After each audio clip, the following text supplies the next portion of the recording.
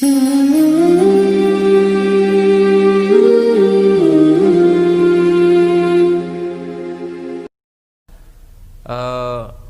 mungkin yang tadi malam itu fase 1 ya, kemudian masuk pagi itu fase kedua ya, beda sama yang di share di IG, cuman itu saya sebutnya fase pertamanya pagi. Nah, sekarang kita ubah aja, jadi fase yang kedua ini atau fase pagi ini adalah fase buang-buangan, kan buang-buangan. Nah, ketika pagi buang-buangan, maka jangan bebani dengan beban-beban yang bisa membuat pencernaan kita juga bermasalah. Maka Nabi SAW mengajarkan kepada kita, ya, kalau beliau menganjurkan ya, sebenarnya kalau kita sudah mulai membiasakan ini bagus banget efeknya. Pagi-pagi sarapannya diganti, ya, nasi uduknya sudah saatnya Anda berpisah dengan dia. Ontongnya juga, ya, ganti dengan apa? Kurma, ya. Kalau bisa dapat kurma ajwa, alhamdulillah. Tapi kalau tidak, kurma biasa juga nggak apa-apa. Makan kurma.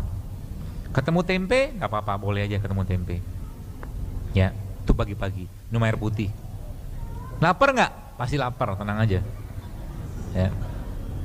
Jadi makan, lagi-lagi saya sampaikan teman-teman, kita mulai berpikir makan itu bukan untuk cari kenyang, tapi makan itu untuk menguatkan badan kita untuk bisa beribadah. Itu aja sebenarnya. Kalau kita makan untuk kenyang, nanti gemuk nanti ujung-ujungnya. Oke. Itu pagi hari. Jadi pagi-pagi makannya apa? Kalau Anda pengen makan buah, lebih baik makan buah pagi. Di jus atau kalau saya lebih saran dimakan. Kayak kunyah benar-benar. Ada kurma boleh, mungkin ada buah-buahan, makan sedikit. Nggak usah banyak-banyak, sama minum air putih. Terutama ketika pagi hari habis Anda mungkin bersiwak, ya. Sunnahnya kan begitu. Cerita tentang siwak ini sebenarnya kalau umat Islam menerapkan pola ini, Bapak Ibu sekalian, maka tidak akan ada karies dan penyakit bau mulut di kalangan umat Islam. Kenapa? Karena Nabi menjelaskan dalam sebuah hadis bahwa kalau tidak memberatkan umatku, maka aku akan perintahkan mereka untuk bersiwak setiap habis berwudu. Itu yang pertama.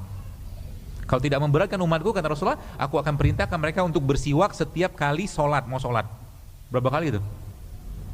Banyak loh. Ini kalau sholat wajib 5 kali, wudu 5 kali, 10. Sholat sunnah hampir 30 kali loh, kita bisa hari itu bisa bersiwak. Kalau itu saja kalau kita kerjakan setiap hari, Masya Allah, harusnya tidak ada lagi bau mulut, tidak ada lagi karies. Karena isi siwak itu sebagian besar sama kayak yang ada di odol. Itu baru siwak. Maka salah satu sunnah kenabian adalah bersiwak, mencukur bulu kemaluan, mencukur kumis, pakai wangi-wangian, itu salah satu dari 5 sunnah, beberapa sunnah kenabian ya. Termasuk berbekam juga sunnah kenabian. Itu pagi. Jadi pagi-pagi besok udah siap berubah sarapannya? Siap.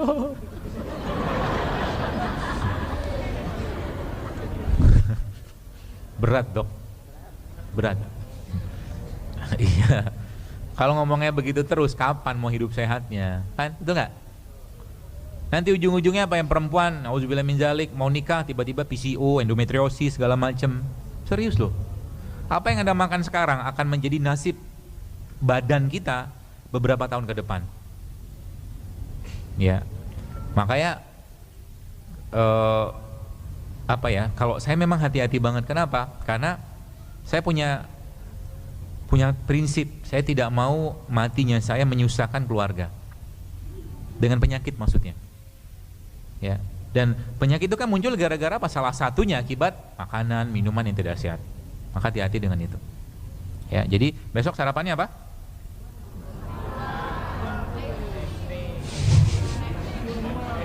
Serius ya? Allah saksinya loh. Hah? Baru saja ngomongin, dok, makan buah kan mahal. Mahal apa? 10.000 pergi ke pasar dapat buah. Betul nggak? Nggak ada yang mahal. 10.000 dapat nasi uduk. Sekarang gini, kalau teman-teman masih berbinar-binar melihat satu piring nasi uduk, tapi kurang berbinar-binar melihat begini, artinya enzimnya masih kurang. Ya, Anda harus lebih antusias dengan ini. Ya, kenapa? Ada vitaminnya, ada enzimnya, ada mineralnya, dan itu hampir sebagian besar tidak ada lagi di sini gitu loh. Apalagi telur. Telur itu kan apa? Protein kan? Telur itu diceplok, panas nggak? Rusak nggak proteinnya? Susah. Jadi makan telur bagusnya apa? Ini aliran apa ini? Mentah semua. Emang iya. Kalau Anda mau sehat, lebih fresh makanan yang kita makan itu lebih bagus. Serius. Buah kayak begini, kalau teman-teman mau nyobain, kalau teman-teman punya ada alat pengukur antioksidan, kalau Anda petik ya dari misalkan dari pohonnya gitu kan, lalu Anda kita cek pakai alat itu masih ada antioksidannya ya. Reduksinya masih kuat.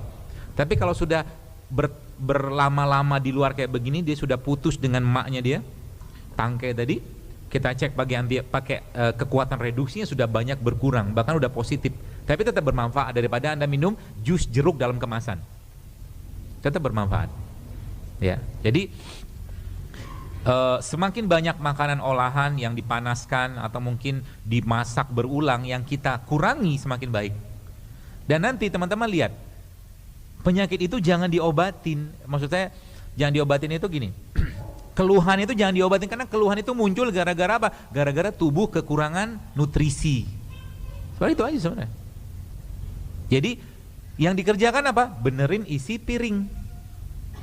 Ya, benerin isi piring mulai sekarang. Jadi pagi-pagi besok kalau mau nyobain, ya ambil buah, mungkin Anda ambil jeruk atau mungkin semangka atau jambu, makan sebentar. Hidup sehat. Kasih hashtagnya sambil wajahnya sedih.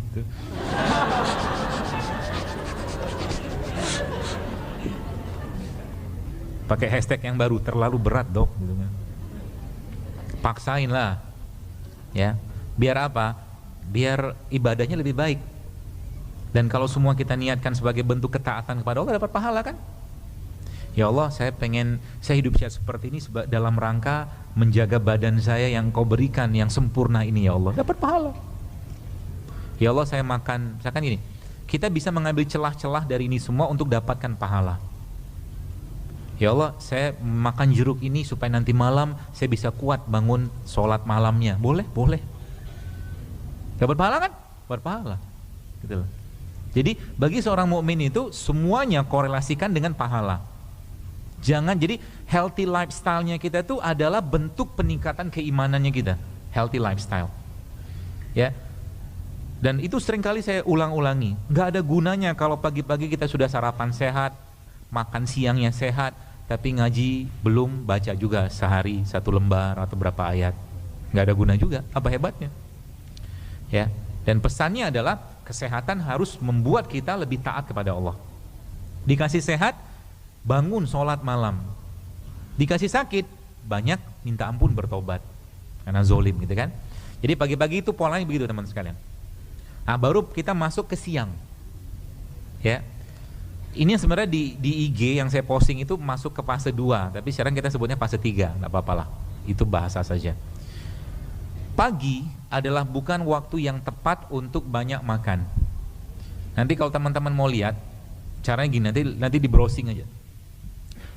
Browsingnya gini, peak concentration of ghrelin, ya, atau ya harus pakai bahasa Inggris karena itu penelitiannya pakai bahasa. Jadi ternyata pagi itu adalah waktu di mana hormon lapar kita lagi rendah.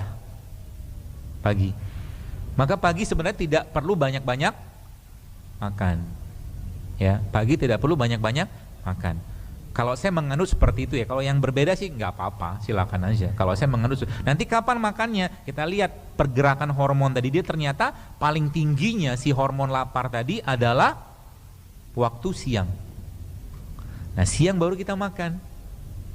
Ya, makannya bagaimana polanya? Harus dihitung berapa kalori, berapa gram, berapa apa, nggak usah pakai polanya Nabi aja. Sepertiga makanan, sepertiga minum, sepertiga udara gitu aja, simpel. Dan jangan makan sampai kenyang, kan gitu polanya. Jangan makan sampai kenyang. Ini contohnya. Jadi kalau siang-siang apa harus kita kerjakan? Misalkan kita pengen makan, ya udah makan. Apa yang pertama kali kita makan? Al-Quran memerintahkan kita untuk makan pertama kali apa? Buah. Ya, maka siang-siang itu sebelum Anda makan berat, ya, makanlah buah dulu. Berapa banyak?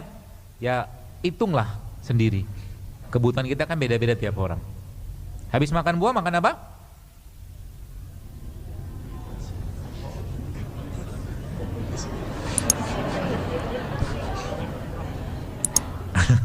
Kok susah menjawabnya gitu? Habis makan buah baru makan sayur.